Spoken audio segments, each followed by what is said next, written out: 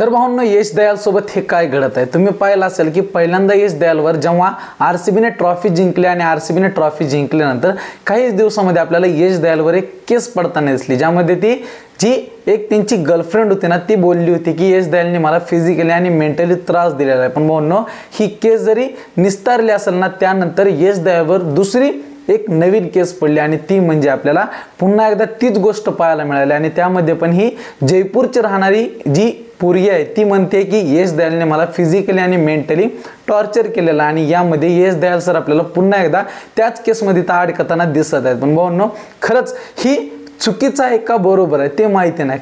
खरंच भाऊंनो, यश दयाल सोबत जे घडत आहे ते बरोबर आहे का? आज प्रत्येक जण यश दयालला इथं ट्रोल करताना दिसत आहे, पण त्यामागील कारण काय भाऊंनो? जवळ ही गोष्ट क्लिअर होत नाही की यश दयालनी असं काहीतरी केले तवर या प्लेयरला कुणीही ट्रोल करू नका, फक्त एवढीच विनंती आहे। कारण हा प्लेयर जरी आरसीबीचा प्लेयर असला ना, तरी पण त्याआधी हा एक भारतीय प्लेयर आणि भाऊंनो, प्रत्येकाला विनंती आहे की जवळ या केसवर जी सुनवाई होत नाही आणि जवळ ही आरसीबी प्लेयरवर म्हणजे आपल्या यश दयालवरला इल्जाम हटत नाही ना, या चुकीचा या बरोबर आहे ते कळत नाही ना, तेवर या प्लेयरला कुणीही ट्रोल करू नका, फक्त एवढीच विनंती आहे। बाकी आपल्या प्लेयरला सपोर्ट करा आणि यानंतर जी पण अपडेट असेल ना, ते अपडेट मी तुम्हाला आपल्या या यूट्यूब चॅनलवर देत राहील। त्यासाठी तुम्हाला आपल्या यूट्यूब चॅनलला सबस्क्राइब करून नक्कीच ठेवायचे।